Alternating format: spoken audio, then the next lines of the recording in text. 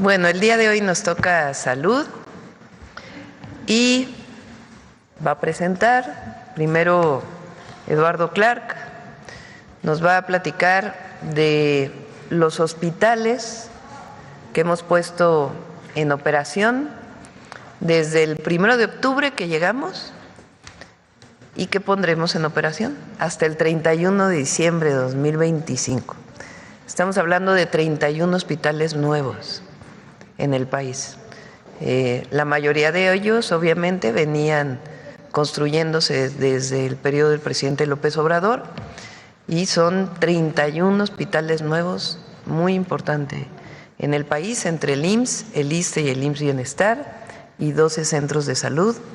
También nos va a platicar de los hospitales que estamos iniciando en 2025, del IMSS, del ISSSTE y del IMSS Bienestar. Es un esfuerzo muy importante, una inversión muy importante para ampliar el número de camas de hospitalización y los centros de salud en el país. Entre 2025 y 2026 se va a ampliar de manera muy importante la capacidad hospitalaria del país. Bueno, ese es el primer tema que nos va a presentar Eduardo. Después, Martín nos va a dar el seguimiento del número de quirófanos que se están actualizando, mejorando en el ISSSTE, que también son muy importantes. Y Zoe nos va a hablar también de la disminución del rezago en cirugías en el IMSS. Es un trabajo permanente que realizamos en el Gabinete de Salud y después todo el gabinete está para contestar sus preguntas. Entonces, iniciamos con Eduardo. Perdón, está Ariadna Montiel. Nos va a platicar de cómo va el programa Salud Casa por Casa, que va muy, muy bien. Ha sido muy bien recibido por adultos y adultas mayores del país. Van más de 2 millones de visitas. La gente está muy contenta y también personas con discapacidad. Adelante, Ariadna. Empezamos contigo. Buenos días, con su permiso, Presidenta. Pues sí, vamos muy bien en el programa de salud Casa por Casa. Adelante. Pues recordar que nuestra Presidenta nos ha marcado la ruta para el programa, que es el programa de prevención de la salud más ambicioso del mundo. Ese es el compromiso de la Presidenta y estamos trabajando para que esto se cumpla. Se están realizando las visitas, como lo hemos comentado, se toma la historia clínica, es una historia clínica muy completa y por primera vez en México tenemos una historia clínica especializada para los adultos mayores y para las personas con discapacidad. Hay que recordar que el gobierno de la Cuarta Transformación es el primero en México que pone una atención fundamental, prioritaria para las personas con discapacidad. Adelante. Y como bien comenta nuestra Presidenta, ya tenemos un avance muy importante en las visitas, más de 2.200.000 consultas médicas a domicilio que se han otorgado a las personas con discapacidad y a los adultos mayores. Es muy importante recordarles que la enfermera va perfectamente uniformada, con su gafete, lleva su maletín, que ya es su característica y las diferencia para la seguridad de las familias, y nos han recibido muy bien. Adelante.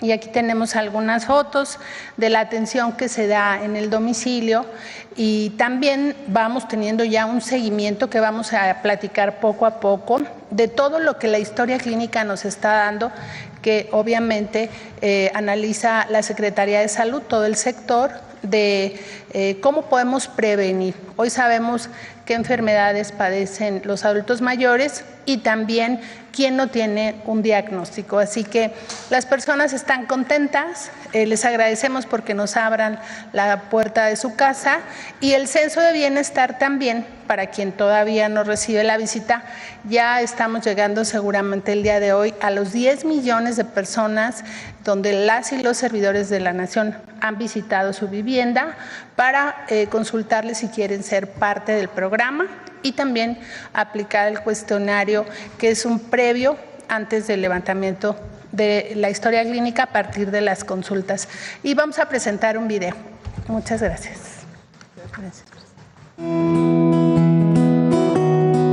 Tengo 58 años de edad. Me otorgaron la pensión por discapacidad. Tengo una discapacidad motriz que me limita mucho para muchas cosas. Para mí el programa Salud Casa por Casa es algo que viene a ayudarnos mucho. Es una bendición tener un apoyo así, una ayuda así. No sé qué haríamos sin una ayuda de ese tipo. La revisión con la enfermera que me revisó, pues realmente me encantó mucho porque es una revisión general. Quedé yo bastante conforme, bastante feliz, bastante contento, agradecido con la presidenta Claudia Sheinbaum. Qué emoción. Gracias. Gracias. De todo corazón. Gobierno de México. Eduardo. Presidenta, con su permiso. Hola, muy buenos días a todos. Gusto saludarlos. Les queremos platicar y mostrar cada uno de los hospitales y centros de salud que hemos inaugurado este año y que estamos en proceso de inaugurar. Si me dan la siguiente. Para darles un breve resumen de qué ha pasado en el sector salud desde el 1 de octubre a la fecha y qué contemplamos que ocurra de aquí al 31 de diciembre, les comentamos que hoy ya hemos inaugurado 13 hospitales nuevos, así como 9 clínicas y unidades de medicina familiar. Y antes del 31 de diciembre estaremos inaugurando y poniendo en marcha otros 18 hospitales nuevos y otras 3 clínicas y unidades de medicina familiar. ¿Qué significa esto? Que en el periodo del 1 de octubre del 2024 al 31 de diciembre del 2025 estaremos inaugurando 31 hospitales nuevos en todo el país y 12 clínicas y unidades de medicina familiar. Y les queremos mostrar una por una las que hemos inaugurado y las que vamos a inaugurar. Siguiente. En primer lugar, y estos son los que ya están puestos en marcha, el Hospital General Regional número 2 Juárez del IMSS en Ciudad Juárez, Chihuahua. Siguiente. El Hospital General Regional número 23 Ensenada en su primera etapa, también del IMSS en Ensenada, Baja California. Siguiente. La Unidad de Medicina Familiar número 58 Villa Fontana del IMSS en Guadalupe, Zacatecas. Siguiente. La Unidad de Medicina Familiar número 73 en San Nicolás, también del IMSS, en San Nicolás de los Garza, Nuevo León. Siguiente. La Unidad de Medicina Familiar número 93 en Torreón, también del IMSS, en Torreón, Coahuila. La Clínica Hospital en Palenque, Chiapas, del ISSSTE. La Clínica de Medicina Familiar en Pachuca, Hidalgo, también del ISSSTE. El Hospital Regional de Alta Especialidad en Torreón, Coahuila, también del ISSSTE. El Hospital General Tijuana, zona este, en la ciudad de Tijuana, Baja California. Este hospital atiende a la población del IMSS Bienestar. El Hospital General de Santa Rosalía Mulegé, en Mulegé, Baja California Sur, también del IMSS Bienestar. El Hospital de Salud Mental de Orizaba, en Orizaba, Veracruz, del IMSS Bienestar. El Hospital Comunitario de Nautla, Dr. Gerardo Díaz Morales, en Nautla, Veracruz, también del IMSS Bienestar. El Hospital Materno Infantil de Coatzacoalcos, en Coatzacoalcos, Veracruz, también del IMSS Bienestar. Del IMSS Bienestar, un centro de salud de servicios ampliados en Santiago Astata, Oaxaca. El Centro de Salud Urbano de San Pablo Villa de Mitla, en San Pablo Villa de Mitla, Oaxaca, del IMSS Bienestar. El Hospital de la Mujer y la Niñez Oaxaqueña, en Reyes Mantecón, Oaxaca, un hospital impresionante para la población oaxaqueña, del IMSS Bienestar. El Hospital Básico Comunitario de Ixtlán de Juárez, en Ixtlán de Juárez, Oaxaca, también atendiendo a la población prioritariamente del IMSS Bienestar, pero de manera universal. Siguiente. El Hospital General de Atenco, en el Estado de México, en el municipio de Atenco, del IMSS Bienestar. El Centro de Salud de Servicios Ampliados de Jerez de García Salinas, en Jerez, Zacatecas, del IMSS Bienestar. Las torres de cardiología y la torre de oncología pediátrica del Hospital de la Niñez Poblana, en Puebla, atendiendo principalmente población del IMSS Bienestar.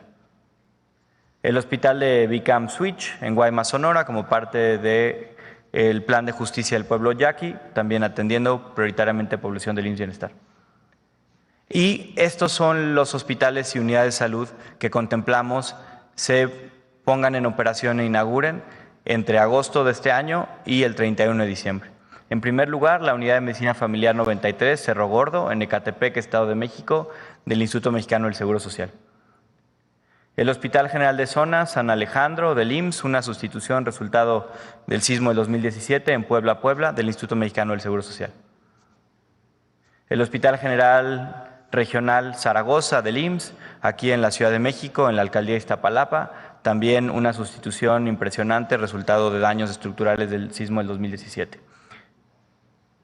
El Hospital General de Zona, 14 de septiembre, del IMSS en Tuxtla Gutiérrez, Chiapas, que acabamos de visitar hace un par de semanas con la presidenta, también para toda la población del Seguro Social en Chiapas. Siguiente. El Hospital Materno Infantil de Ciudad del Carmen, del IMSS, muy pronto a ponerse en operación en Ciudad del Carmen, Campeche. El Hospital General de Zona de Navojoa, del IMSS también, en Navojoa, Sonora. El Hospital General de Zona de Guanajuato, en la capital del estado de Guanajuato, también del Instituto Mexicano del Seguro Social. El Hospital General de Zona de Tula, en Tula de Allende, aquí en el estado de Hidalgo, también del Instituto Mexicano del Seguro Social. El Hospital General de Zona, Dr. Ernesto Ramos Burs, en Hermosillo, Sonora. De parte del ISSSTE, las obras para este cierre de año son las siguientes. En primer lugar, ya para este mes de agosto, el Hospital Regional de Alta Especialidad de Tlajomulco, Jalisco. También para este próximo mes, el Hospital Regional de Alta Especialidad del ISSSTE en Acapulco, Guerrero. Y para el resto del año, el Hospital General de Tampico, Tamaulipas, también del ISSSTE. Y la Unidad de Medicina Familiar de Nochistlán, Oaxaca, también del ISSSTE. Por parte del IMSS Bienestar, la Unidad de Medicina Familiar de Playa del Carmen, Quintana Roo. ¿Sigue? Perdón, del ISSSTE, una disculpa, Martí. También del ISSSTE. La clínica de Medicina Familiar con quirófano del ISSSTE en Tecámac, Estado de México. Y ahora sí, del IMSS Bienestar. El Hospital General de Tuxtepec, en Oaxaca, que acabamos de visitar hace 2 semanas y que está pronto a operar durante ese mismo mes de agosto. El Hospital Comunitario de Maruata, en Maruata, Michoacán. El Hospital General de Actopan, en Actopan, Hidalgo, también del IMSS Bienestar. El Hospital General Agustín Orán, en Mérida, Yucatán. Visitamos con la presidenta de este hospital hace cerca de 5 semanas. Es el hospital más grande actualmente en desarrollo y proceso, que esperamos terminar y poner en operación a toda la población de la península para este fin de año. Siguiente. El Hospital General de Ciudad Madero, en Ciudad Madero, Tamaulipas, también del IMSS Bienestar. Y aquí en la Ciudad de México, el Hospital Oncológico para la Mujer de la Ciudad de México, en la Alcaldía Gustavo Madero, conocido también por muchos como La Pastora.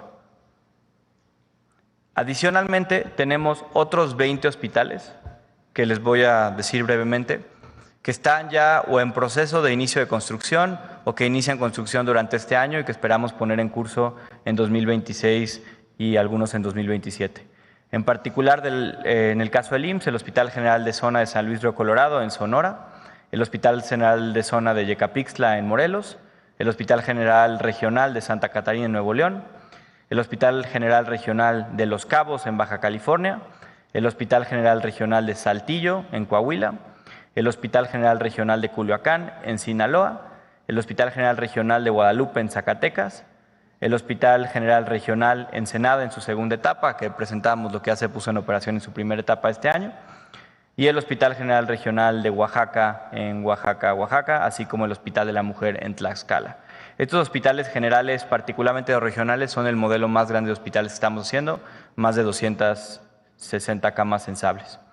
Por el caso del ISSSTE, el Hospital Regional de Alta Especialidad en la capital de Oaxaca, el Hospital General de Chetumal, en el estado de Quintana Roo, el Hospital General Gonzalo Castañeda, aquí en la Ciudad de México, hay un error, una disculpa, en la zona de Tlatelolco, la Clínica Hospital Cherán, en Michoacán, el Hospital Comunitario de Arantepecua, esto ya del IMSS Bienestar, en Michoacán, el Hospital de Alta Especialidad de Nayarit, el Hospital General de Jiutepec, en Morelos, el Hospital Básico Comunitario en San Felipe, Jalapa de Díaz, en Oaxaca, el Hospital General de Cárdenas en Tabasco y ya más pronto a terminarse el Hospital General de Carrillo Puerto en IMSS Bienestar, que también visitamos hace algunas semanas con la presidenta, así como el Hospital General de Chetumal en Quintana Roo.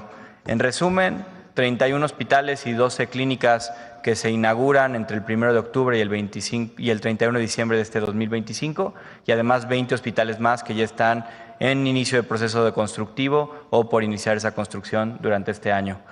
Como pueden ver, un plan increíblemente ambicioso de infraestructura. Además, esto se complementa, y si me dan la siguiente lámina, con el proceso urgente que estamos realizando, prioritariamente, de mejoras y incremento de capacidad de personal para poner a máxima capacidad 256 quirófanos en el IMSS, IMSS Bienestar e ISSSTE.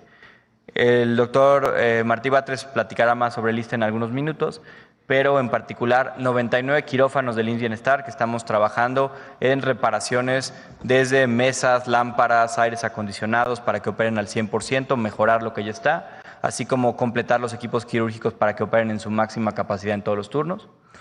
77 quirófanos del IMSS y 80 quirófanos del ISSSTE, 256 quirófanos que esperamos rindan su mayor capacidad durante este 2025 y algunos en 2026. Muchas gracias.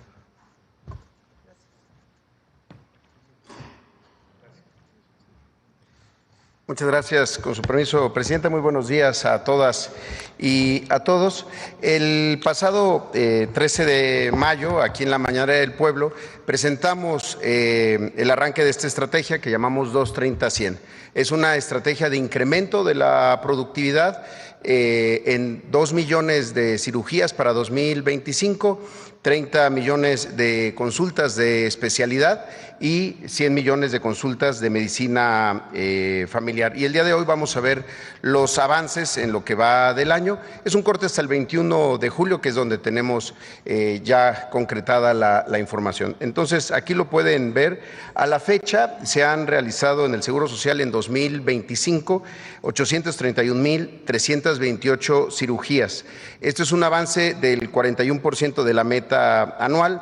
Son 19,673 cirugías más que la semana anterior, es decir, subimos en 3%. Aquí hay que aclarar que estamos hablando de cirugías electivas, es decir, cirugías que se programan. Aparte están las cirugías que entran desde las urgencias o los partos y las cesáreas. Son cirugías de trauma y ortopedia, cirugías de cataratas, cirugías de hernias, por mencionar solamente algunas. Como se puede ver también en cuanto al avance en consultas de medicina de especialidad, se han realizado 13.9 millones de consultas, un avance del 46% respecto a nuestra meta anual, y ya empezamos a ver un incremento del 5%, es decir, se realizaron 547,917 consultas de especialidad más que en la semana anterior. Todo esto con la intención de que el tiempo de espera sea más corto.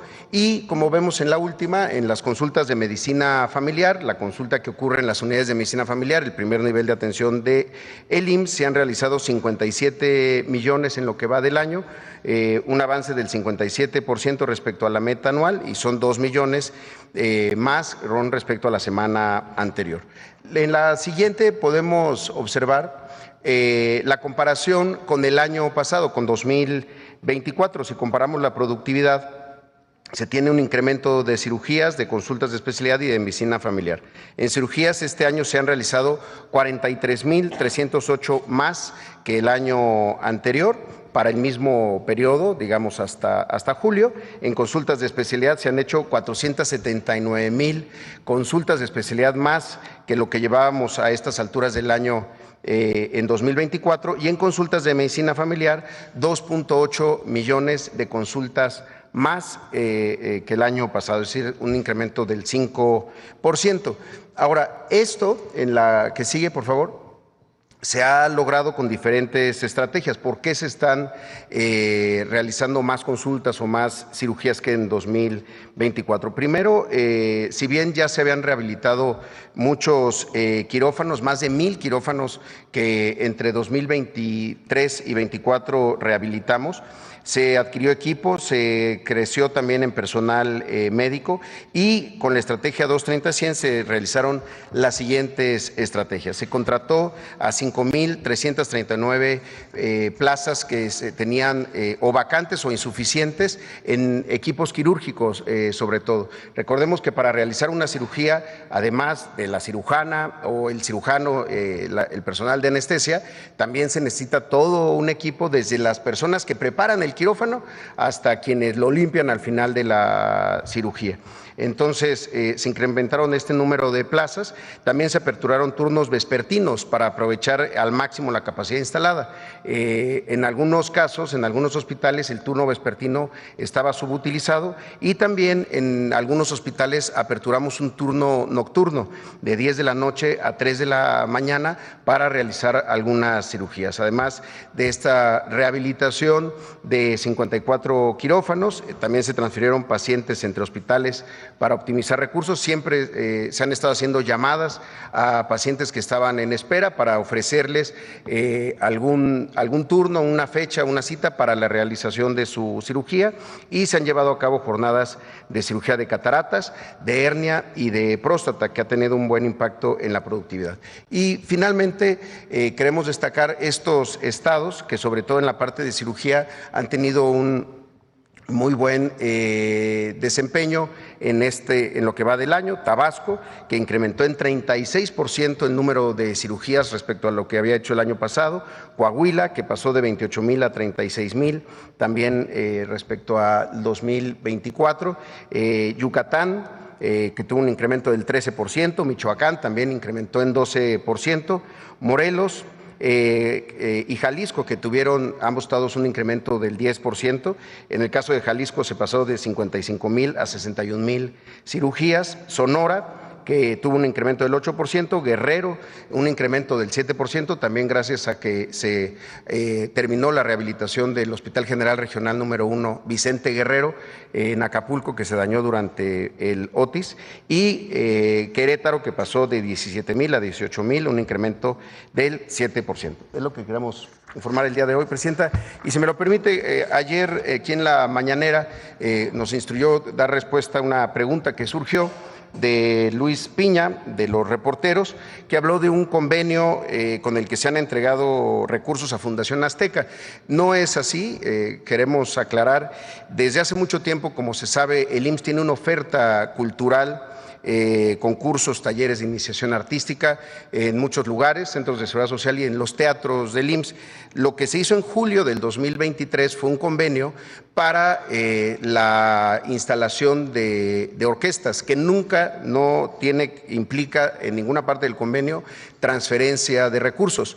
Lo que se hace es que se utilizan las instalaciones del IMSS. Nosotros contratamos a orientadores musicales que están dando clases a 279 niñas, niños y jóvenes, que toman talleres de lunes a viernes durante 4 horas de manera gratuita, y el convenio lo que implicó fue que Fundación Azteca nos proveyera de instrumentos musicales. Son 315 instrumentos de 3 kits para orquestas, con cada uno con un mínimo de 105 instrumentos, además de otros insumos, con lo cual se pudieron hacer estas orquestas del IMSS. Entonces, no hubo transferencia de recursos. También más tarde, coreográficamente, hubo un tema de la Fundación IMSS. La Fundación IMSS existe desde hace mucho tiempo e integra varias fundaciones del país, a la Fundación UNAM. Bueno, el doctor Kersenovich es parte de la propia Fundación IMSS en su consejo consultivo. En ese consejo consultivo está Fundación Azteca, pero es un consejo consultivo de una fundación sin fines de lucro y que no depende del gobierno, y que, bueno, existe desde hace varios años. Entonces, sí queríamos aclararlo. Muchas gracias.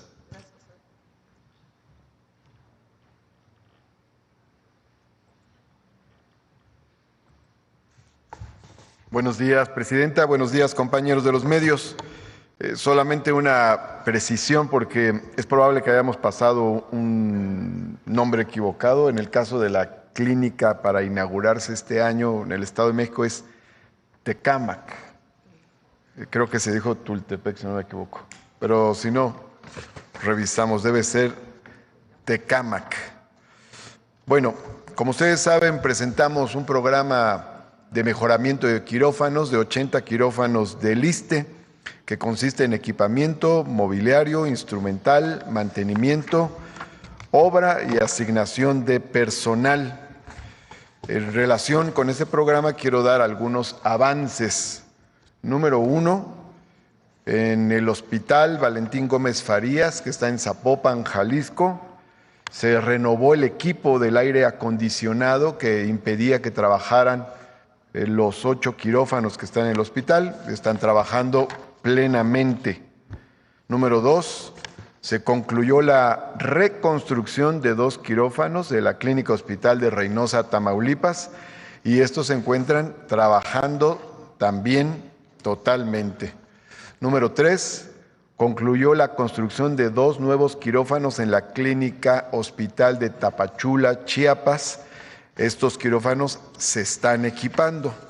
Número 4, se construyó un nuevo quirófano en la Clínica Hospital de Guasave, Sinaloa, y ya está en funcionamiento.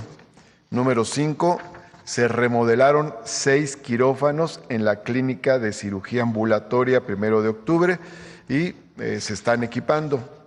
Número 6, se cambió de categoría una clínica de medicina familiar en Córdoba, Veracruz, donde ya existía un quirófano, pero no se podía utilizar porque no tenía la categoría de clínica de medicina familiar con especialidades y quirófano, y ya se hizo el cambio institucional correspondiente y la semana pasada se estrenó el quirófano, ya se hicieron cirugías en este quirófano que está totalmente equipado. Número 7, se están realizando las últimas pruebas del funcionamiento de los equipos de 2 nuevos quirófanos en el Centro Médico Nacional 20 de noviembre. La obra civil de los nuevos quirófanos está concluida al 100% y solo estamos afinando el funcionamiento de los equipos. En próximos días estarán funcionando. Número 8, concluyeron los trabajos de obra mayor en 2 quirófanos de la Clínica Hospital en Ensenada, Baja California. Vamos a continuar con el equipamiento. Número 9, iniciaron los trabajos de obra mayor en 4 quirófanos de la Clínica Hospital Constitución en Monterrey, Nuevo León. Número 10, acaban de iniciar los trabajos de obra mayor en un quirófano del Hospital General Darío Fernández de la Ciudad de México. Este quirófano se va a rehacer totalmente. Número 11, concluyó el mantenimiento correctivo de aire acondicionado que sirve a 3 quirófanos del Hospital General Fernando Quirós en la Ciudad de México. Número 12, concluyó el mantenimiento correctivo de aire acondicionado de 2 quirófanos de la Clínica Hospital de Chilpancingo, Guerrero. Y número 13, se están realizando trabajos de mantenimiento correctivo en este momento del aire acondicionado en 2 quirófanos de la Clínica Hospital de Altamirano, Guerrero.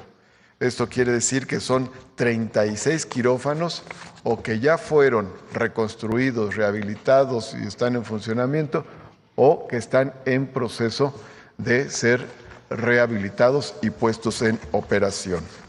Muchas gracias, Presidenta. Bonito día. Bueno, pues muy importante el esfuerzo. 31 hospitales nuevos a diciembre 31 de 2025, entre el 1 de octubre y el 31 de diciembre, y 12 centros de salud o unidades de medicina familiar del IMSS, 20 hospitales que inician este año entre el IMSS, el ISSSTE y el IMSS Bienestar, es decir, estamos hablando de 51 hospitales que se van a inaugurar pues entre este año y el próximo año, algunos a principios del 2027, y estamos hablando de, a ver si no hice mal la cuenta, de 260 quirófanos. Es decir, van a estar en operación en diciembre de este año 260 quirófanos que no estaban funcionando por diversas razones. Se está comprando todo el equipamiento, arreglando y contratando a todos los médicos especialistas o enfermeras especialistas que se requieren para avanzar en estos quirófanos. Ahí en los lugares donde no hay suficientes médicos especialistas, estamos generando un programa especial para que médicos especialistas puedan ir de un lugar a otro, quedarse 2 días o 3 días, operar y regresarse a su lugar de origen. Pero el 31 de diciembre del 2025, 31 hospitales nuevos y cerca de 260 quirófanos en operación. Bueno, esta es la buena noticia. Vamos a ver aquí. Gracias. Buenos días, Presidenta. Joana Flores, de Grupo ASIR. Sobre este tema, para tener una idea de lo que se está invirtiendo en esta infraestructura hospitalaria, ¿cuánto están destinando para estos 31 hospitales y 12 clínicas? Entiendo que muchos vienen de la administración pasada. Y en total, entonces, en su administración, Presidenta, estamos hablando de estos 50… No, va a haber más, porque todavía estamos haciendo una valoración de en dónde hay necesidades adicionales. Pero iniciamos con poner en marcha todo lo que de alguna manera no estaba adecuado, es decir, que funcionen al 100 todos los hospitales que existen, la sustitución de hospitales que ya son muy viejos y que se requieren nuevos, y además los nuevos hospitales del IMSS y del ISSSTE. Y la inversión que han destinado, no sé, tanto en la administración pasada como esta, de los 50 hospitales debemos estar hablando, de los 31 hospitales debemos estar hablando casi de 50,000 millones de pesos, por lo menos, cerca de 50,000 millones de pesos. Y en el caso de la inversión para los otros 20 hospitales, estamos hablando pues cerca de 40,000 millones de pesos adicionales. Y en el caso de los quirófanos, pues son alrededor de 2,500 millones de pesos.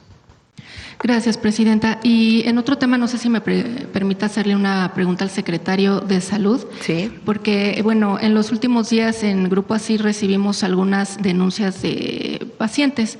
Nos decían que no encuentran la vacuna BCG para los recién nacidos, bueno, ni en centros de salud, ni en hospitales, en fin. Saber si hay alguna escasez de esta vacuna o… Porque la principal queja es que la tienen que adquirir en lugares privados, que llega a costar hasta 8,000 pesos. Sí, la vacuna BCG se debe de aplicar al momento de que nace una criatura. Tiene, sin embargo, un plazo de hasta 4 años donde se puede aplicar. El principal proveedor de vacunas de BCG cambió su instalación en la producción de vacunas de BCG y esto ha afectado no nada más a México, a otros países, a Australia, a China, a otros países, y se ha retrasado 2 meses. Nosotros ya tenemos 3,400,000 vacunas de BCG actualmente en COFEPRIS para que puedan ser liberadas. Al cambiar de sitio de producción, cambió el registro sanitario.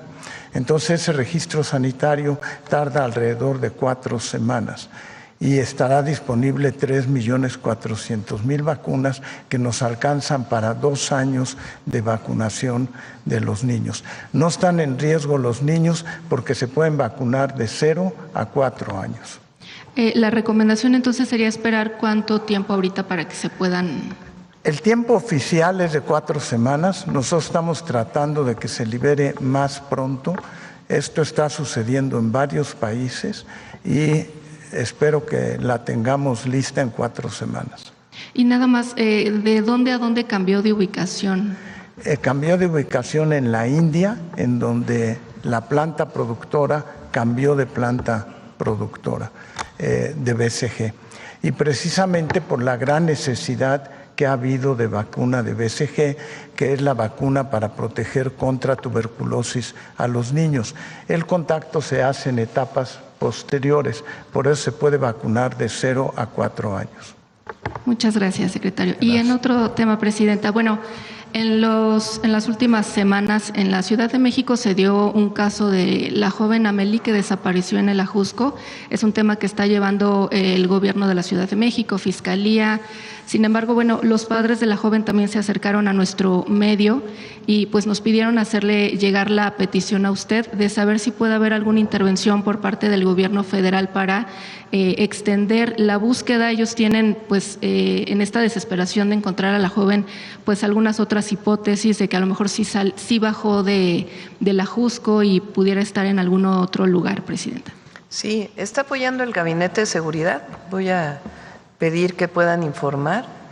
Y desde hace una semana más o menos, no quizá más, se solicitó un apoyo adicional por parte de las familias.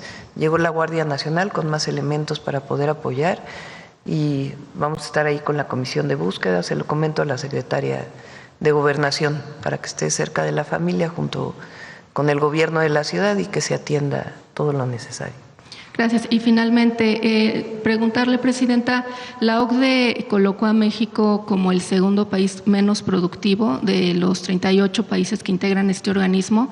Saber si ustedes coinciden con, pues con esta valoración y en caso de que sí, ¿a qué se debe? Sí, depende cómo se mida la productividad, pero yo les puedo dar el ejemplo de, creo que lo comenté aquí, sí, hace poco. Recientemente que he estado en contacto con las automotrices por el tema de los aranceles y para poder apoyar de una u otra manera para que se mantengan los empleos en México frente a la situación de los aranceles. Hasta ahora no hay alguna decisión de cerrar alguna fábrica, en fin. En términos de los empleos, se mantienen los empleos. Pero hablando con los CEOs, con los gerentes generales globales de estas empresas, me decía, por ejemplo, uno de ellos, que las plantas más productivas de todo el mundo las tienen en México, que no hay como los trabajadores mexicanos. Entonces, habría que ver en particular cuál es la manera en que se está midiendo, pero los trabajadores mexicanos y trabajadoras pues son de primera. Muchas gracias, Presidenta. Sí. Sobre salud, sobre salud. A ver, salud, ¿quién? A ver, aquí. Ahorita otra vez. Gracias, Presidenta. Primero una de salud. Sería para el secretario de Salud. Si nos puede informar cómo va el tema de la epidemia de sarampión. Traemos publicado hoy en Excelsior que se ha incrementado el número de casos y incluso, no sé si nos puede comentar, ¿ha incrementado también el número de muertes asociadas con esta enfermedad? El programa de sarampión se está conteniendo bastante bien. Tenemos todavía alrededor de 3.500 casos de sarampión detectados en todo este periodo de tiempo. Han fallecido 12 personas por sarampión. Hemos incrementado la vacunación en forma muy importante y el brote está contenido alrededor del estado de Chihuahua. En los otros estados ya prácticamente se ha ido conteniendo en forma importante. Alrededor de Chihuahua es donde realmente tenemos el brote. Hemos dispuesto de un número importante de vacunadores junto con la secretaria, con la gobernadora del estado de Chihuahua, y se está vacunando en forma intensiva a la población. Afortunadamente el cerco ha funcionado y está fundamentalmente limitado al estado. La frecuencia y la tasa de incidencia de casos ha disminuido también en forma importante. Nuestra meta es tratar que para el mes de noviembre no tengamos casos de sarampión y pudiéramos nuevamente estar libres de sarampión. El programa de vigilancia epidemiológica se ha reforzado mucho en el país con todos los laboratorios estatales y los casos confirmados son casos con PCR, con técnicas avanzadas. Tenemos suficiente vacuna en la actualidad, hay alrededor de 6 millones de vacuna y estará por llegar más vacuna y esperamos tener vacunados a más del 95% de la población. Gracias. Aprovechando que está ahí, secretario, hace 15 días que se dio el reporte de la adquisición de medicamentos, se nos habló acerca de estaban por encima del 90% de las licitaciones, adquisiciones, etcétera. ¿Cómo va la llegada de los medicamentos, la distribución? ¿En qué nivel estaríamos en las instituciones de salud del gobierno federal? La distribución ha ido aumentando. Creo que el IMSS tiene una distribución alrededor del 96 o 97%. El ISSSTE tiene 93%. Y en el IMSS Bienestar también hemos ido aumentando en forma significativa la distribución. Los medicamentos están comprados y esperemos que la distribución ocurra ya en este mismo mes. Sé que faltan pocos días y en las primeras semanas del mes que viene. Pero la compra ya está y la distribución ha ido aumentando en forma progresiva. Los que se compraban apenas van a llegar. El margen entre lo que se compra y lo que llega tiene que ser alrededor de 15 días para darle tiempo a los distribuidores a que la puedan proveer. Hay un pequeño número de medicamentos de difícil acceso, pero también estamos trabajando sobre ellos. Muchas gracias. Presidenta, si me permite. Ayer el Instituto Nacional Electoral, en una votación que fue dividida, determinó que sí se había incurrido en un caso de irregularidad con el uso de los acordeones famosos durante la elección judicial, e incluso ya se establecieron las multas en contra de quienes aparecieron en esos acordeones. Aquí se comentó varias veces y usted platicaba que había que esperar la decisión del INE para poder emitir un comentario acerca de ello. Ahora, ya está la decisión del INE. ¿Qué podría decirnos acerca de este caso? Pues vamos a ver qué dice el tribunal. Es contradictoria las resoluciones del INE, son contradictorias. En una ocasión resuelven algo y en otra ocasión resuelven otra cosa. Entonces, pues vamos a esperar a ver qué dice el tribunal. Entre ellos estarían incluso los integrantes, futuros integrantes de la Corte, que estarían también incluso multados. O sea, también dijeron en algún momento en el INE que el tema de los acordeones no había influido. Y después ahora resuelven otra cosa y votan distinto unos consejeros y otros. Pues vamos a ver qué dice el tribunal. Como yo lo dije, no se hubiera explicado la diferencia en la votación si se hubiera orientado a una u otra persona. O sea, ¿cómo es posible que el presidente de la Corte, Hugo Aguilar, tenga más votos que el PRI, por cierto, y sea el de mayor número de votos y el que le sigue tenga la mitad de los votos? Si hubiera habido un acordeón, pues todos hubieran tenido el mismo número de votos. Que las personas llevaban una lista de por quién votar, porque eran muchísimas boletas, pues hasta aquí lo preguntamos. ¿Quién llevó su lista para poder recordar por qué personas votar? Porque eran varias boletas federales, varias boletas estatales, y si uno había estudiado pues por quién iba a votar, pues difícilmente se lo aprendió de memoria, llevaba unas notas para poder votar y eso nunca estuvo prohibido. Entonces, ¿cómo se explica que uno tenga una votación, que otro tenga otra votación, si hubiera habido una sola orientación? Entonces, por eso son muchos, mucha gente que llevó sus listas para poder decidir por quién votar. Pero por eso digo, un día deciden una cosa en el INE y otro día deciden otra. Pues vamos a ver qué dice el Tribunal Electoral. Gracias, Presidenta. En otro caso que ha seguido siendo polémico. De todas maneras, mira, porque quieren desvirtuar la elección al Poder Judicial. principalmente los adversarios. Mejor que hayan decidido 13 millones de personas a la presidenta de la República. Eso no hay manera,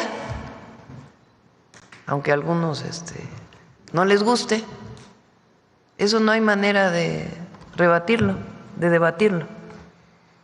Porque si nos hubiéramos quedado con la anterior forma de elegir a los ministros y ministras, pues entonces la presidenta hubiera enviado su terna, si no hubiera habido acuerdo en el Senado, se hubiera vuelto a mandar, si no hubiera habido acuerdo en el Senado, hubiera decidido la presidenta. Entonces ahora no decidió la presidenta, decidieron 13 millones de personas, libremente, por quien querían que fueran los ministros, los magistrados, los jueces. ¿Es perfectible? Todo es perfectible en esta vida, pero es mucho mejor lo que ocurrió ahora. No hubiéramos tenido un ministro de la Corte de origen indígena que ha reivindicado históricamente a los pueblos originarios si no hubiera sido bajo esta forma. Entonces, es mucho mejor lo que ocurrió. Y ya pues que decida el tribunal sobre el tema de las listas que pudieron haber llevado personas para poder recordar por quién iban a votar. Gracias. En otro tema, Presidenta, usted nos ha pedido que esperemos hasta el próximo martes para que el Gabinete de Seguridad nos hable acerca del caso de la maestra Irma que se difundió desde la semana pasada. La gobernadora de Veracruz sí ha hablado del tema. Ha dicho que murió de un infarto y que califica de miserables a todos los que siguen hablando del tema. No sé si nos puede dar un comentario acerca de cómo se está, al parecer, revictimizando a la maestra Irma con este tipo de comentarios de la gobernadora. Todo homicidio, y particularmente el de la maestra, es lamentable y nosotros no queremos que eso pase en nuestro país. Eso es lo primero. Y estamos trabajando todos los días para que no ocurran estos homicidios, sea que haya fallecido por un infarto derivado de la situación que estaba viviendo o sea derivado de una agresión directa. Entonces, todo es lamentable y no queremos que eso ocurra en nuestro país y para eso trabajamos todos los días. Ahora, la circunstancia, el contexto de esta situación que vivió la maestra Irma, pues es importante que se dé a conocer por el Gabinete de Seguridad, porque hay investigaciones. Yo creo que aquí algo muy bueno que ha hecho la Fiscalía del Estado de Veracruz es que hay detenidos. Muy rápidamente han hecho sus investigaciones y hay detenidos. Y la información de los detenidos pues también va a dar mucho más pues pistas de cómo es que se da esta situación. Entonces, por eso, repito, en estos casos es mejor que el Gabinete de Seguridad, a partir de la información que se tiene y de las investigaciones, pueda informar. Y Rocío está haciendo un buen trabajo en Veracruz, junto con su Fiscalía o la Fiscalía del Estado, no su Fiscalía porque es autónoma, la Fiscalía del Estado y la Secretaría de Seguridad de Veracruz, y están trabajando todos los días. Y hay que trabajar pues para evitar cualquier forma de extorsión en el transporte público. A eso nos estamos dedicando. Gracias. Por último, de mi parte, Presidenta, ayer en la tarde estuvo el canciller acá en Palacio Nacional, estuvo el secretario de Agricultura. Se sigue pues intentando con las autoridades de Estados Unidos revertir el tema de los aranceles y si ya tendrá agendada una llamada tal vez mañana pasado.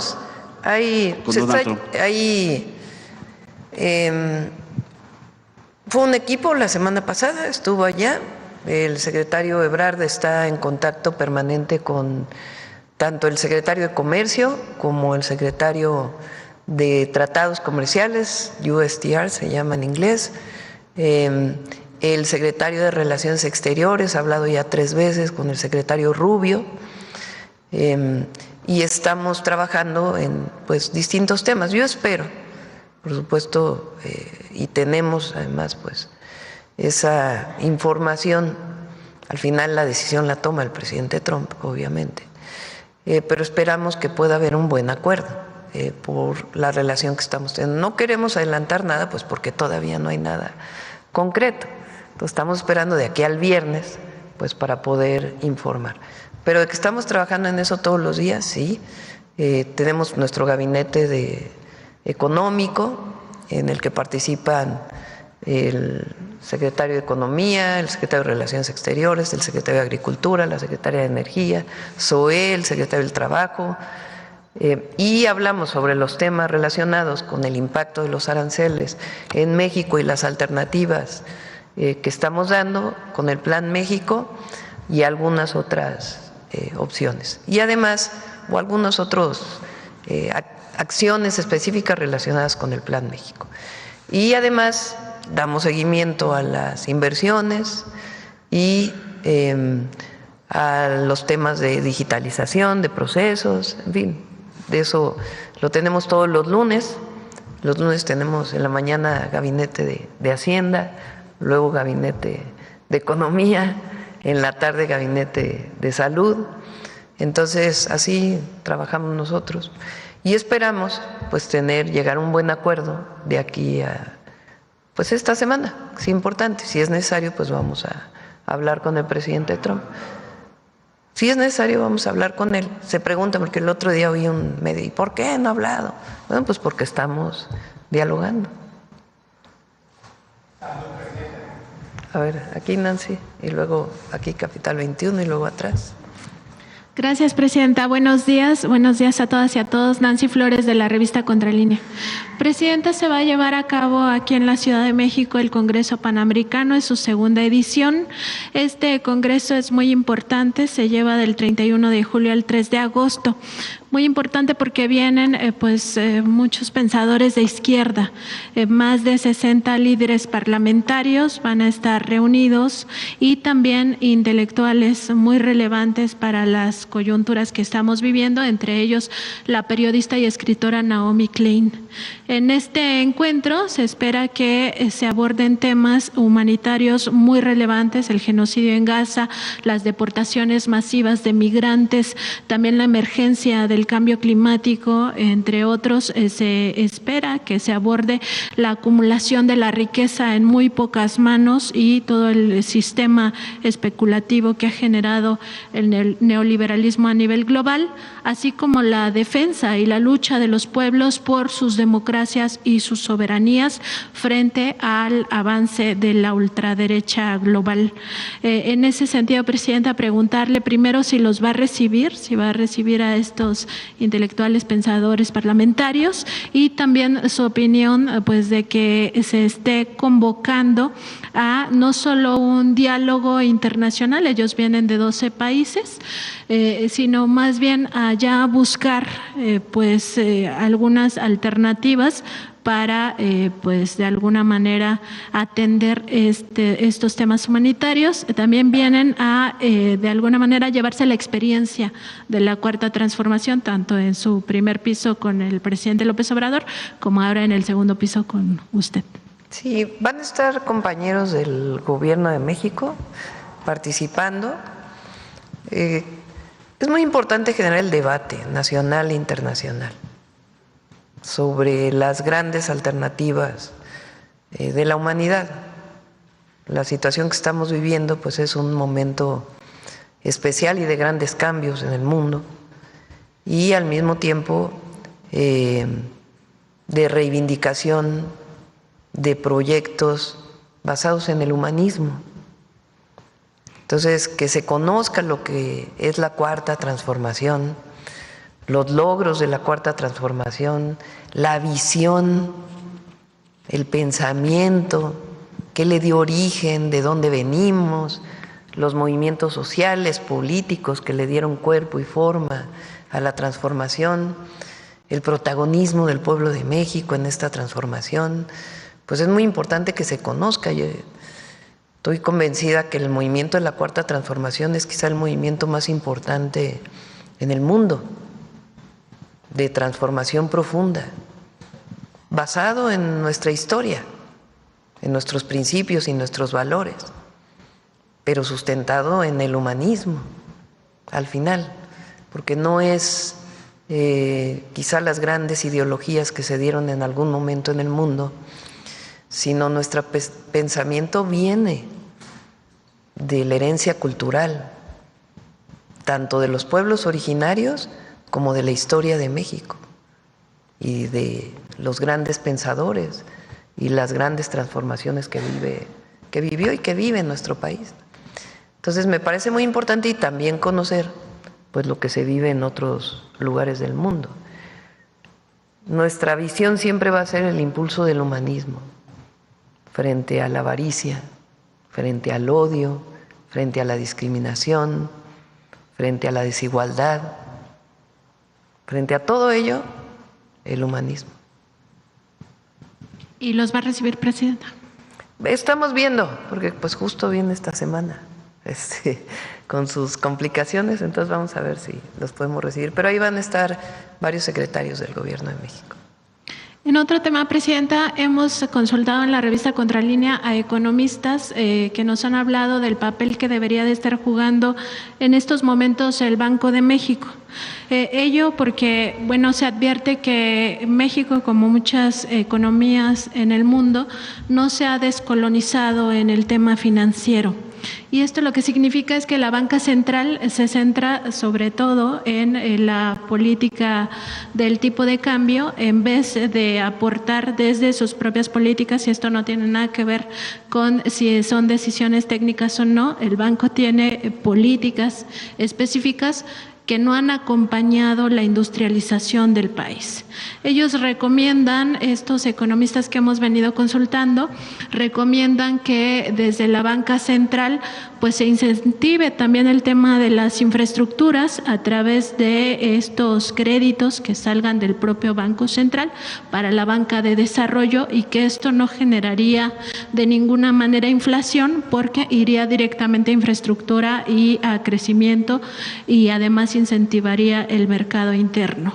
Hasta ahora el Banco de México pues sigue teniendo estas, digamos, formas de operar que vienen del propio neoliberalismo. Hay muchos neoliberales todavía en el Banco de México y también han utilizado la autonomía para evitar la transparencia en sus decisiones, para tomar decisiones a espaldas del pueblo, y no han estado realmente a la altura de este momento histórico que vive nuestro país.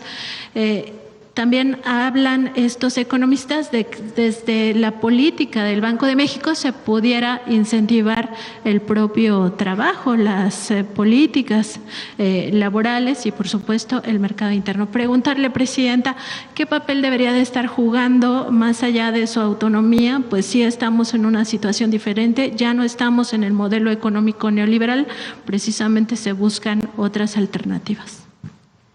Bueno, nosotros estamos de acuerdo en que haya autonomía del Banco de México. Es una posición que hemos mantenido. Hay bancos centrales, como la Fed, por ejemplo, en Estados Unidos, cuyo objetivo no solamente es la inflación relacionada con las tasas de interés, sino el empleo. Estamos hablando de Estados Unidos, no estamos hablando de Bolivia de Estados Unidos. La Fed tiene una misión que va más allá del control de la inflación. Entonces, es un tema que vale la pena discutir. Si el Banco de México debe nada más dedicarse a ese tema en particular o a ampliar su visión en términos del desarrollo económico del país, manteniendo su autonomía. Incluso lo he hablado con los banqueros en algunas de las reuniones que he tenido oportunidad de estar. Segundo, el banco ha tenido ahora una buena política en términos de la reducción de las tasas de interés. Y se ha demostrado además, fíjense, lo que era las máximas, las axiomas del neoliberalismo, que decían que si aumentaban los ingresos, si aumentaba el salario, iba a haber inflación. Falso. ha aumentado a más del doble y se ha contenido la inflación. Segundo, que si miren todo lo que está pasando internacionalmente y que el peso debería estar en 25 y está hoy en 18.50.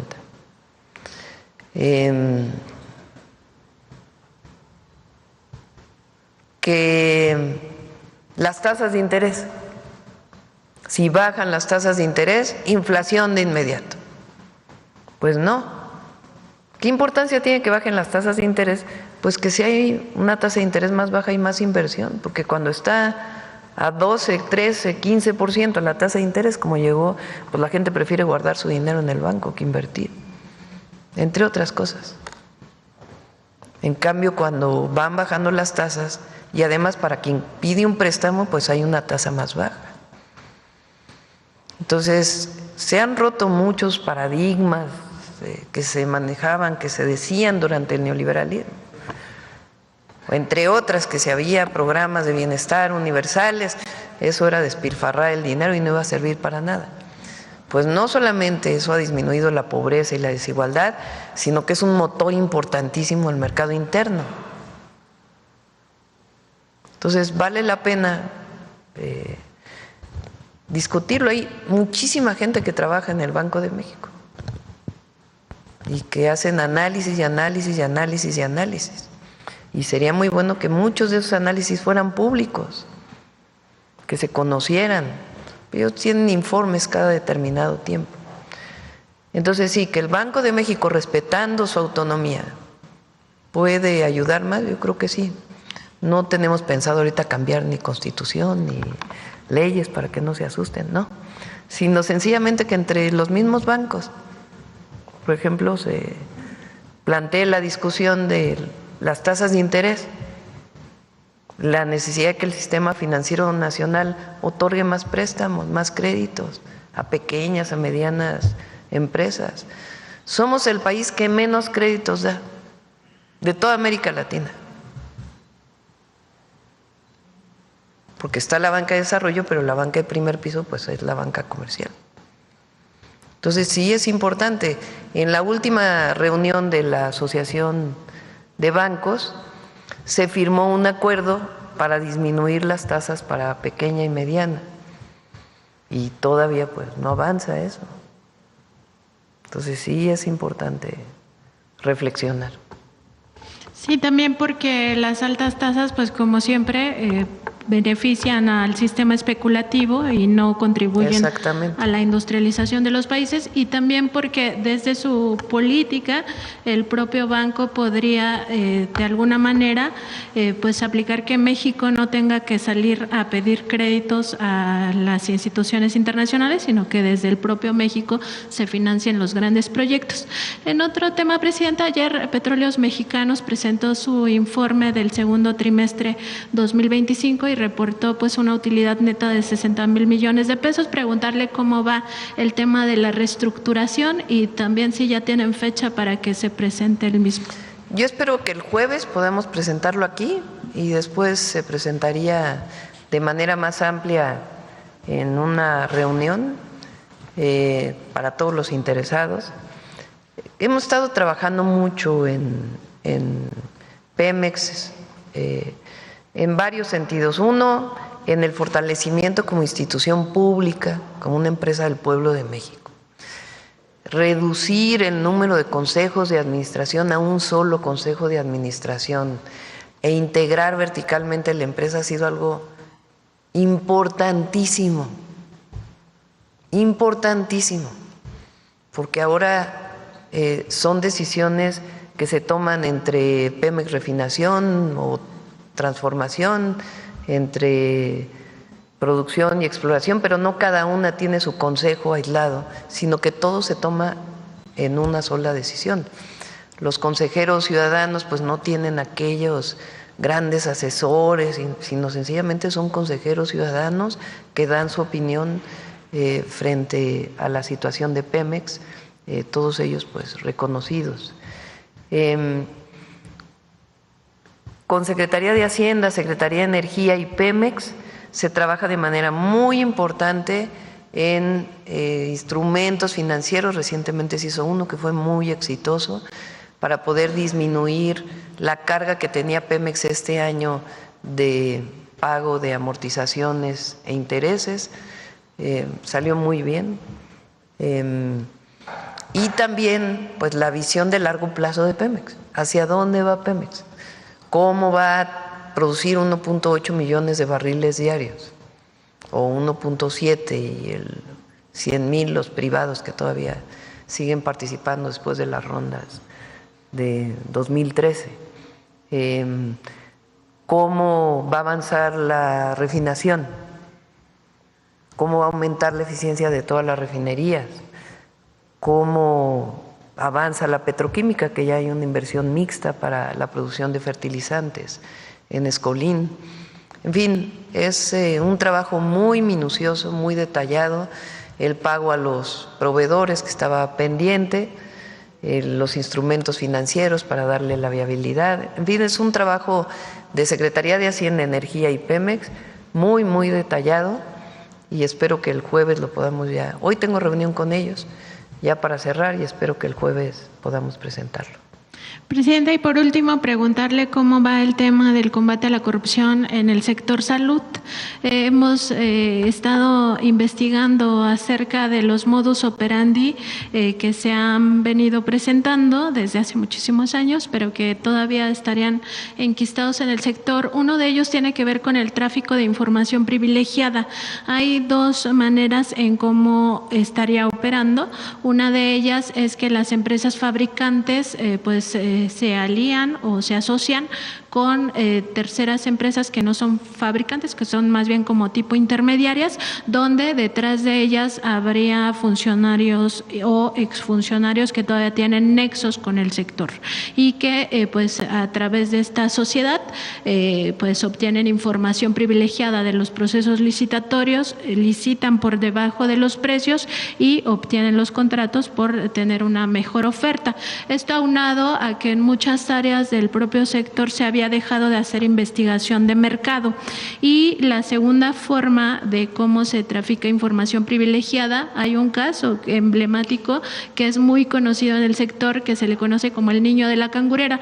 Es un joven funcionario que primero estaba en Birmex y ahora está en la Secretaría de Salud, que porta una cangurera, literal, una de estas bolsas que se atan a la cintura, donde pues trae no solamente fajos de dinero, sino también dispositivos USB con información de las licitaciones públicas. Esta información la vende de acuerdo con contratistas a 300,000 pesos y además pues es información que acaba beneficiando a grupos de poder, grupos de corrupción al interior. Entonces preguntarle, Presidenta, pues cómo va este asunto, cómo va la limpieza. Sabemos que es un trabajo que viene desde el sexenio pasado, sin embargo pues sigue habiendo pues muchísimo tema. Hay funcionarios que vienen todavía de la administración de Miquel Arreola, por ejemplo, que estarían pues en todo este proceso todavía involucrados. La mejor manera de mostrar que se ha hecho un proceso transparente en esta ocasión es la cantidad de recursos que se han ahorrado, incluso frente a la administración del 2024 de la compra de medicamentos, que ya redujo mucho desde el 2018. Es un ahorro de 35,000, 50,000 millones de pesos. Vean ustedes. O sea, de lo que se iba a comprar en 2 años, que eran 300,000 millones de pesos, el ahorro que se logró comparado con los años anteriores, que ya venía de un ahorro adicional, es de 50,000 millones de pesos. Ahí es la mejor manera de mostrar pues que hubo un trabajo muy minucioso. La situación que vivimos por ahí de enero, febrero, afortunadamente la vimos. Eso nos retrasó un poco la entrega de medicamentos, sí, pero decidimos parar cualquier conflicto de interés o corrupción que se pudiera presentar. Y también se amafian las farmacéuticas, hay que decirlo. Las que ya supuestamente habían ganado con sobrecostos y que hablan con otras farmacéuticas para evitar que participen y se asocian. Entonces, en este caso, y el trabajo que hizo Eduardo y por supuesto Raquel Buenrostro, nos ayudaron a darnos cuenta y paramos cualquier daño patrimonial que pudiera haber habido, porque se paró antes de que se adquirieran los medicamentos. ¿Cómo fue esto? En efecto, algunas personas se pusieron de acuerdo con farmacéuticas, en algunos casos para decir o para firmar el contrato ya en la última partecita del proceso, para firmar el contrato y asignarlo a empresas que tenían sobrecosto, o en algunos casos descalificar a algunas empresas que tenían costos bajos diciendo que no era viable técnicamente tener esos precios. Entonces se movieron a todos esos funcionarios, están todavía bajo investigación. Como no se hizo el daño patrimonial, pues tienen una sanción distinta a que si hubiera habido daño patrimonial. Y cambiamos pues a una buena parte del equipo de Birmex, que había llegado con nosotros también, y otros que estaban, en efecto, desde la época de Peña, ahí. Entonces, ese es un buen ejemplo. ¿Qué pasa luego con las farmacéuticas? Y hay que decirlo, se comprometen, firman el contrato, quedan de entregar el medicamento en 15 días, pasan los 15 días y no han entregado el medicamento. Ahora lo que queremos hacer para las nuevas compras es un esquema de compra completamente distinto, fíjense. ¿Son cuántas claves? 4.500, hay licitación para cada clave. Imagínense ustedes lo que eso significa. Entonces, el objetivo es llegar a una situación en donde se diga el precio mínimo de este medicamento es este. Si no lo provee este laboratorio y este otro lo tiene y tiene su certificado, se sustituye este por este, sin necesidad de toda la burocracia esta tremenda que hay asociada a la compra de medicamentos. Y bueno, si hay una denuncia en particular contra un funcionario, pues se revisa, se lo damos a la Secretaría Anticorrupción. Gracias, presidenta. A ver, aquí el... Buenos días, presidenta, muchas gracias. José Manuel Fuentes, de Capital 21, corazón de la capital. Preguntarle sobre el tema del cablebús que va a conectar Tlalpan con Coyoacán, si nos podría dar más detalles de esta obra. Y también un tema que hay que destacar es que después de 10 años que usted gobernó esta alcaldía, pues fue muy bien recibida, se pueden ver en las fotos y en los videos. Tlalpan. Pues ahí viví 30 años. Ahí muchos de ustedes todavía me siguieron desde ahí. Sí, Tlalpan es la delegación, la alcaldía, todo se llamaba delegación, la alcaldía con más superficie de toda la Ciudad de México. La mitad de la alcaldía son bosques, ahí está la comunidad con más territorio. Fíjense, la Ciudad de México es muy interesante porque la mitad del territorio formalmente es bosque y suelo de conservación, cultivos. Por supuesto ha ido avanzando la mancha urbana, pero todavía hay una conservación muy grande. Y la propiedad de la tierra de esa zona en un 90% sigue siendo propiedad social de comunidades y ejidos, principalmente en el sur de la Ciudad de México. Y la alcaldía de Tlalpan pues tiene la comunidad que tiene el territorio más grande, que es la comunidad de Topilejo, con 10,000 hectáreas. Claro, hay zonas en el país que tienen muchísimo más, pero pensando en la Ciudad de México, que es pues la entidad con menos superficie, pues es muy importante todavía el suelo de conservación. La parte en donde va a ser el cablebús es una parte que creció justamente a las faldas de el Xitle. El Xitle es el volcán que hizo erupción hace más o menos 2000 años, y que hoy todos los pedregales, incluyendo el Pedregal, esta zona, la UNAM y muchísimas zonas del sur de la ciudad, pues tienen este suelo volcánico. Huicuilco se dice que desapareció por la erupción del volcán Xitle. Y esta zona de donde va a partir el cablebús es justamente pues a las faldas del Xitle.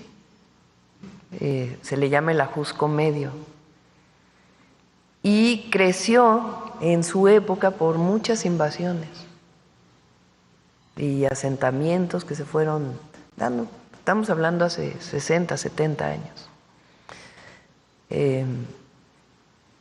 Y todas bajan por una sola carretera, la carretera Picacho-Ajusco. También pues es las faldas del Xitle y una parte de Pico del Águila. Ahí han de vivir, yo creo que como Tlalpan tiene como 800,000 habitantes, ahí deben vivir como 250,000. Y tardan 2 horas y media para bajar de los Pedregales, justamente del Pedregal de San Nicolás, que está casi en el límite con Contreras, hasta el periférico. Desde que yo fui delegada de Tlalpan, hoy se llama alcaldesa, tenía la idea de hacer un cablebús ahí. Lo platicamos muchas veces, era mucho recurso para la alcaldía. Después, como jefa de gobierno, hicimos primero el de Cuautepec, en Gustavo Madero, el de Iztapalapa, el de Constituyentes, y ya no nos dio el recurso, que más se atravesó la pandemia, para hacer el de Tlalpan. Entonces, ahora que ganó Clara, le dije, pues, si te parece, el primer cablebús que hagamos es el de Tlalpan. Ella tiene la idea de hacer otro en Milpalta y otro para Contreras. Creo que son 3, ¿no? O 4, no sé cuántos, 3 por lo menos. Entonces, vamos a aportar los recursos del de Tlalpan y lo va a construir la Ciudad de México. Entonces fue la visita a todas estas colonias, se llama Héroes de Padierna, Lomas de Padierna, Cultura Maya, en fin, hasta el Pedregal de San Nicolás, sección 1, sección 2, sección 3, sección 4. Entonces, todos ellos van a poder bajar en el cablebús hasta el Metro CEU. Entonces, en vez de hacer 2 horas y media, van a hacer 40 minutos si vienen de la punta más alta. Y pues quitándose de el estrés que provoca el tráfico y el ir en el micro o en el RTP, pues ya van a ir viendo el paisaje, donde se puede ver desde el Pico del Águila hasta el Xitle. Entonces es un proyecto muy bonito. Los cablebuses, los teleféricos urbanos, pues son para estas zonas de mucha concentración urbana en las partes altas. Se pensaban que los teleféricos solo eran para las zonas de nieve, pero Bolivia hizo en La Paz un programa de mi teleférico muy exitoso en la época de Evo Morales. Petro hizo su teleférico cuando fue alcalde de Bogotá. En Medellín también hicieron un teleférico. De ahí tomamos la idea y le llamamos el cablebús. Y en la Ciudad de México pues están los cablebuses más largos. Y ahora el de Tlalpan va a ser el más largo de todo el mundo porque va a ser más de 11 kilómetros. ¿Y cuánto va a durar la obra si se tiene la fecha? Pues yo creo que por lo menos 1 año y medio, por lo menos. Pues vamos a apoyar ahí a la ciudad, lo que necesite. ¿Y tienen que licitar, todavía apenas viene la licitación, son 4,500 millones de pesos de inversión, se le va a dar el recurso a la ciudad y la ciudad licita.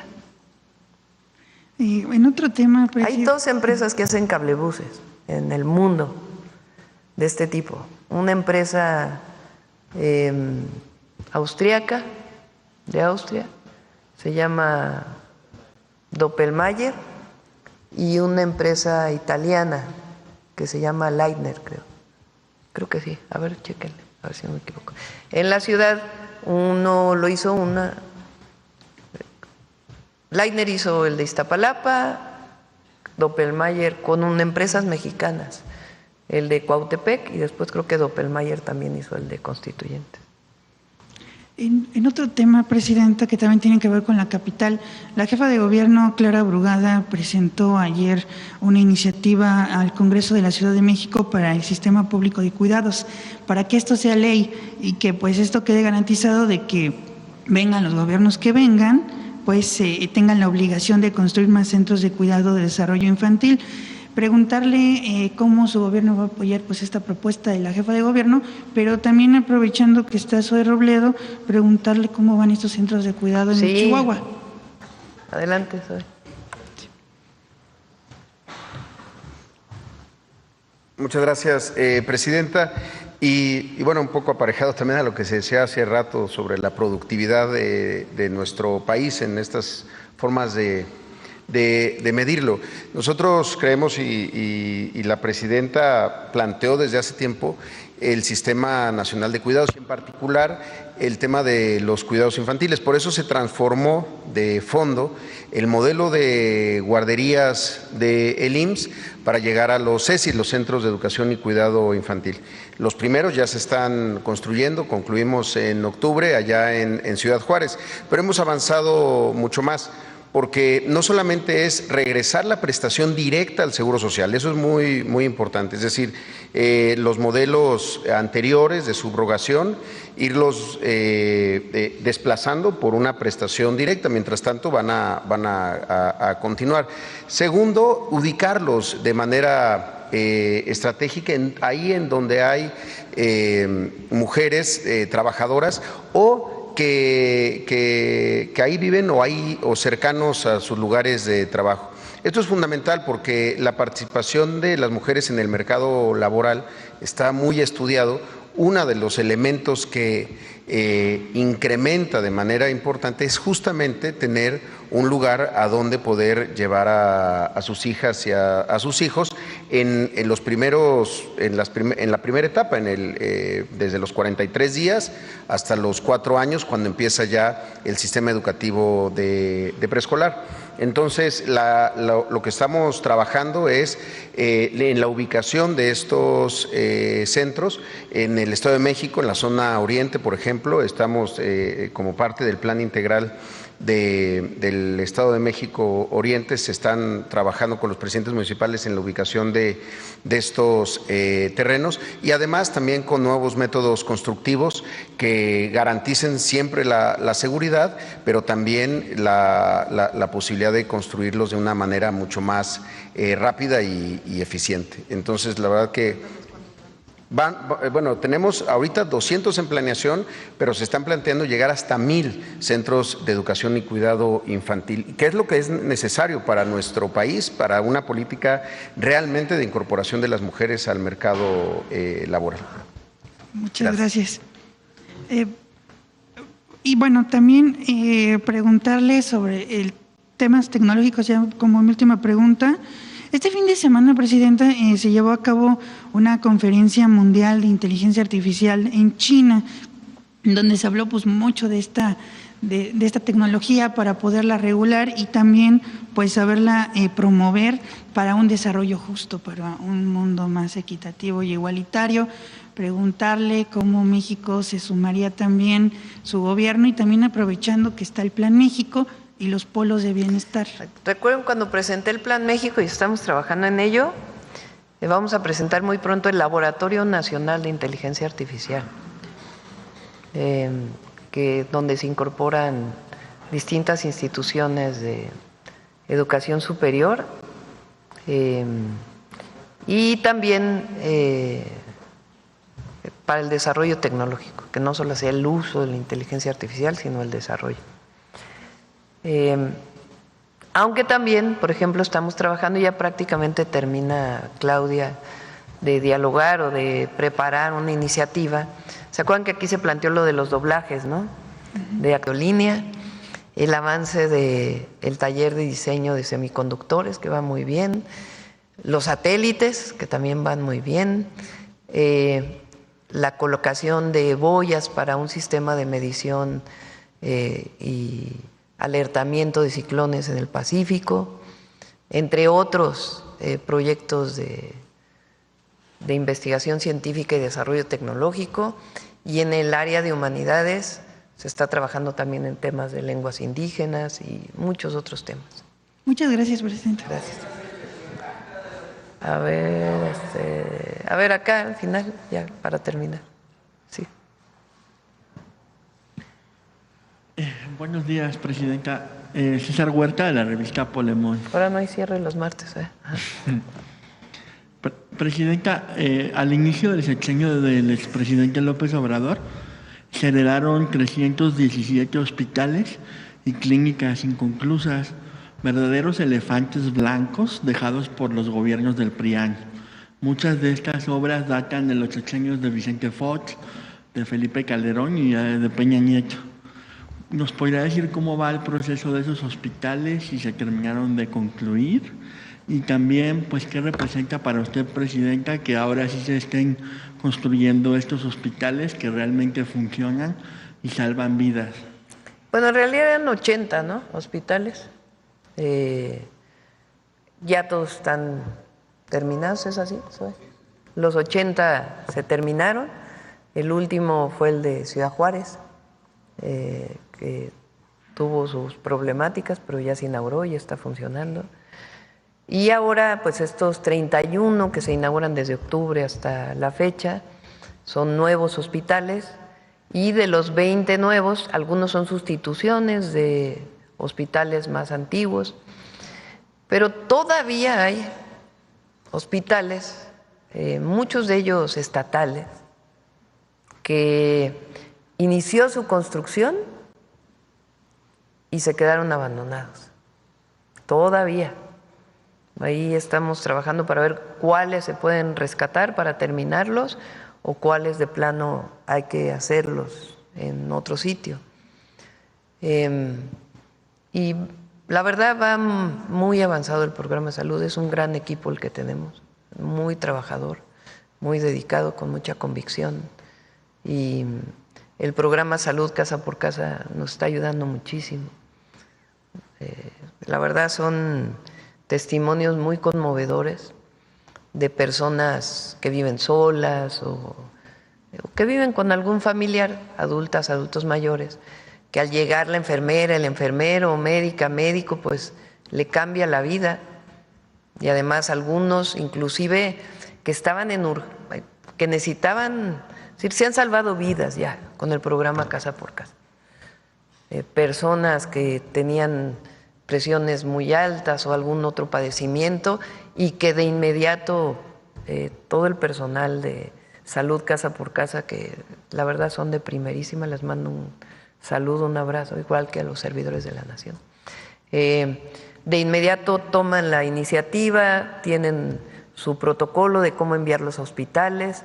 Por ahí tienes la gráfica de cuántos, ayer lo presentaron, ¿no? Eran como 800 casi. Personas que se encuentran en una situación grave, que no lo conocían y que de inmediato son transferidos a un hospital. Y es esta idea que han querido plasmar, de que el seguro popular era mejor. Todavía traen esa cantaleta. ¿Cómo hubiera sido mejor si había 80 hospitales abandonados? Bueno, quirófanos inaugurados que no tenían aparato de anestesia y que se quedaron así durante no sé cuántos años. En fin, y corruptelas enormes vinculadas con la compra de medicamentos en las gubernaturas del pasado. Entonces, hoy el IMSS Bienestar es una gran institución que se está consolidando y que vamos a seguir avanzando. Y recuerden, porque no lo olvidamos, ese fue mi compromiso, vamos hacia un solo sistema nacional de salud pública. De tal manera que Claudia Sheinbaum, que es del ISSSTE, pueda irse a atender al IMSS si está en un lugar que le queda más cerca, si salí de viaje y me queda más cerca el hospital del IMSS y tuve algún problema, pueda ir al IMSS sin problema. Y después se hagan las compensaciones entre el IMSS y el IMSS Bienestar y el ISSSTE. Vamos hacia allá, ya que cada persona en el país tenga su tarjeta de salud, sepa qué clínica le corresponde, qué hospital le corresponde, que tenga su acceso a medicamento. Así, no vamos a defraudar en eso. Nada más, imagínense, en 10 meses hemos inaugurado, ¿cuántos? De que venían de antes. Luego dicen, ¿por qué hay continuidad? Pues imagínense si no le hubiéramos dado continuidad a la construcción de hospitales, porque así pasaba, ¿eh? Aunque fuera priista, que seguía de otro priista, en todas las épocas de, ¿cómo le llamaba Vargas Llosa? De la dictadura perfecta. Llegaba un nuevo presidente y quería diferenciarse del anterior. Esa era la máxima. No te parezcas al anterior, mete a la cárcel a no sé quién para que te distingas de tu antecesor. En fin. Y aquí no, aquí damos continuidad y estamos avanzando con la transformación. Son 31 hospitales. Es un esfuerzo muy grande y además operarlos adecuadamente. Bueno, son, ven, 891 personas que se han llevado al IMSS Bienestar, 316 al IMSS, 37 al ISSSTE. Y 5 hospitales nacionales. Porque llegan las enfermeras, revisan y ven que hay una urgencia. Es decir, se han salvado vidas ya con el programa Salud Casa por Casa. Y Presidenta, ¿han pensado que este programa de Salud Casa por Casa se pueda ampliar como a mujeres, a hombres? Pues jóvenes, ahora adultos a niños, mayores, por ejemplo, personas con discapacidad, y recuerden que ya vamos a presentar también pronto Farmacias del Bienestar, que está asociado a este programa, al medicamento que el adulto mayor necesita si es que tiene presión alta o algún padecimiento donde tiene que estarse medicando de manera permanente. Estamos, para que quede perfecto el programa de Farmacias del Bienestar, estamos trabajando en ello y va avanzando muy bien, muy bien.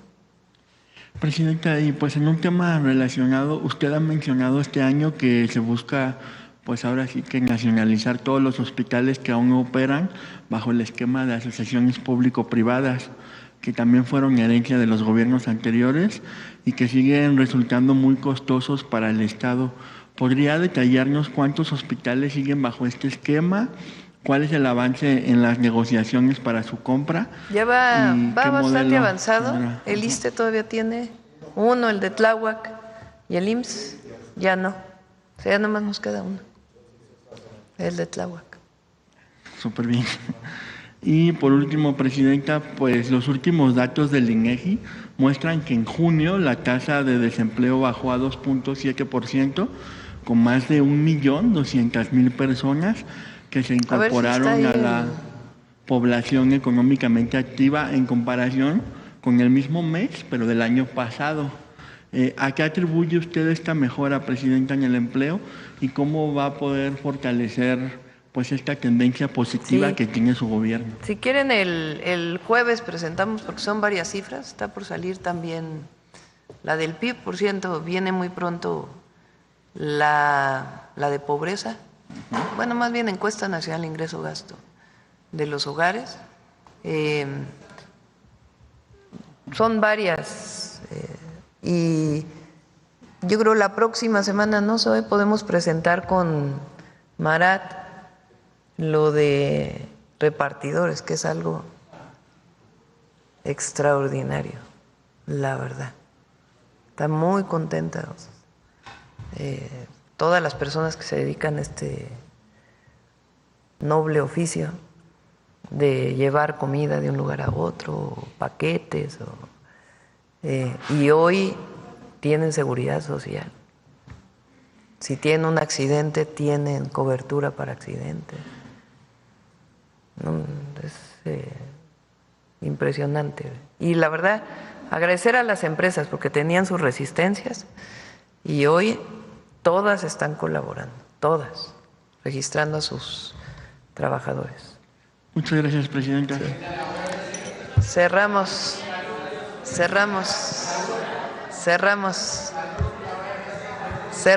el día de hoy.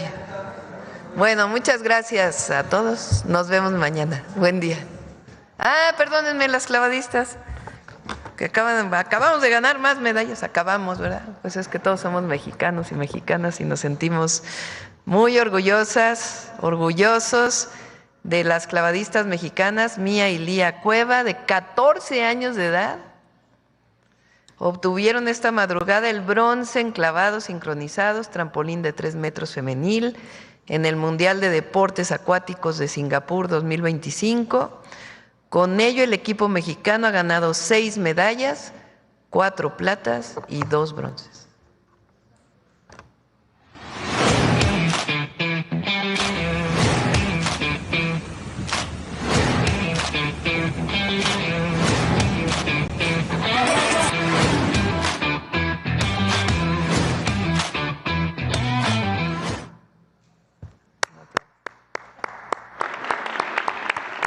Gracias, buen día.